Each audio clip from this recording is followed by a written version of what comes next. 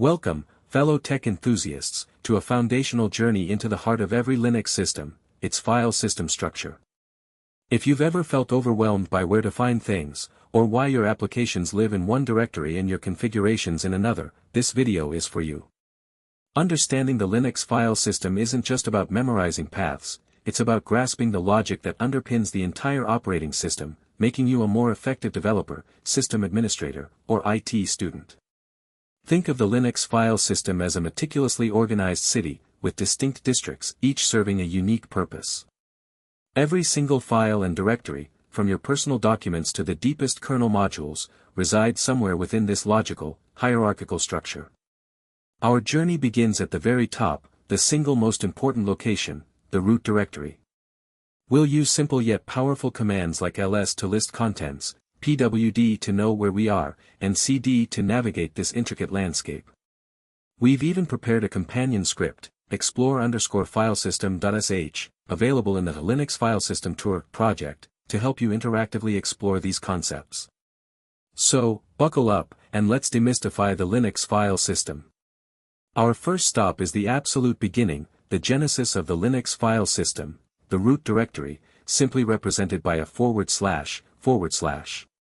Imagine a massive, inverted tree, where the root is at the very top, and all branches, sub-branches, and leaves extend downwards from it. This root directory is the single, overarching parent of every other directory and file on your entire Linux system. There is no higher level. When you open your terminal, the command pwd, short for print working directory, will tell you exactly where you are. If you're at /, you're at the top of the world. Running ls/ will show you the main directories that branch directly off the root. You'll instantly recognize names like home, etc., bin, var, usr, dev, proc, and sys. These are the major arteries of your Linux system, each with its own crucial role, which we'll explore in detail. Next, let's explore the personal spaces on a Linux system, starting with the /home directory. This is essentially where every regular user has their own dedicated domain. For instance, if your username is developer, your personal files, documents, downloads, and user-specific configurations will reside neatly within /home/developer. It's your digital apartment in the Linux city, where you have full control and can organize your personal projects and data without affecting other users or system files. To quickly jump to your own /home directory from anywhere in the file system, you can simply type cd. And what about the superuser, root? The root user, who has ultimate administrative power, doesn't live in /home. Instead, the root user has their own exclusive, private home directory, located directly at /root. This separation ensures a clear distinction between regular user data and critical system administration data. Now, let's pivot to /etc., a directory whose name, etc., might sound vague, but whose purpose is anything but. /etc. is the control center for your entire Linux system. This directory is where system-wide configuration files are stored.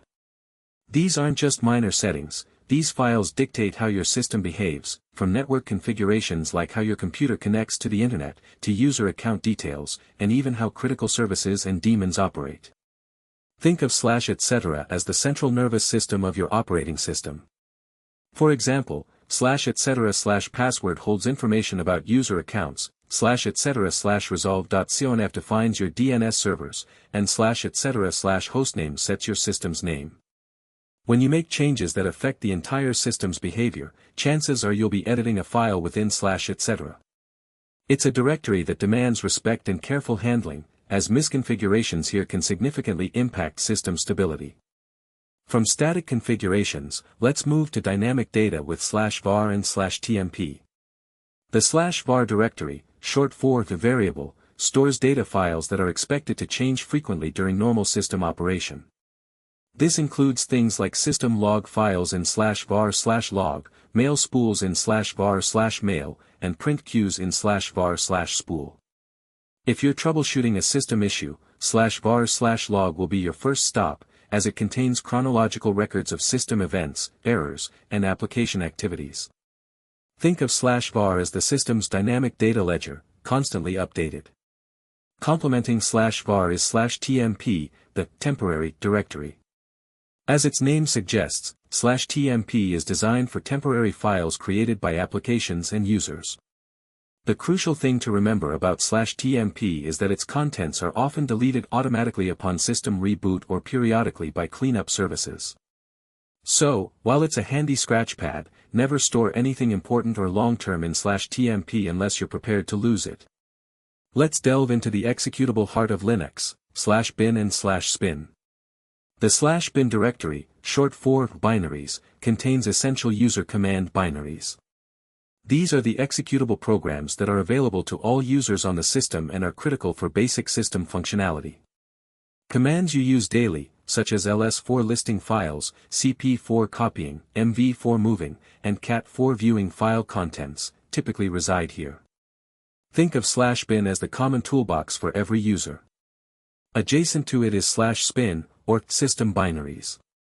This directory contains essential system administration binaries, which are typically used by the root user or users with elevated privileges. These commands are vital for system maintenance and management, like fdisk for disk partitioning, reboot for restarting the system, or mount for attaching file systems. The distinction between /bin and /spin emphasizes the separation between regular user operations and critical system management tasks. Expanding on executables, we arrive at /usr, one of the largest and most significant directories in the Linux file system, standing for Unix System Resources. While /bin and /spin contain essential binaries, /usr houses the majority of user-installed applications, utilities, documentation, and their associated data that are not critical for the system to boot or function in a single user mode. It's often compared to a read-only section for system software, shared across multiple users. /usr is further subdivided, /usr/bin for non-essential user commands, like web browsers or Git, /usr/spin for non-essential system administration binaries, /usr/local for software compiled and installed locally, /usr/share for architecture-independent data such as documentation and icons, and /usr/lib for libraries. Think of /usr as the expansive software library and data archives for all system users. Crucial for the execution of programs are /lib and /lib64, the libraries directories. These directories contain essential shared libraries and kernel modules. What are libraries? They are collections of pre-written code that programs use to perform common tasks, rather than each program having to re-implement that code from scratch. This saves disk space and memory. For example, if many programs need to display text on the screen, they'll all link to the same shared text displaying library. /lib traditionally holds these libraries. On 64-bit systems, you'll also find /lib64, which is specifically designated for 64-bit architecture-specific libraries. Without these foundational libraries, most of the executables in /bin, /spin, and /usr/bin wouldn't be able to run. They are the building blocks that allow your Linux applications to function smoothly. Beyond the standard system installations, Linux provides dedicated spaces for optional and service-specific software.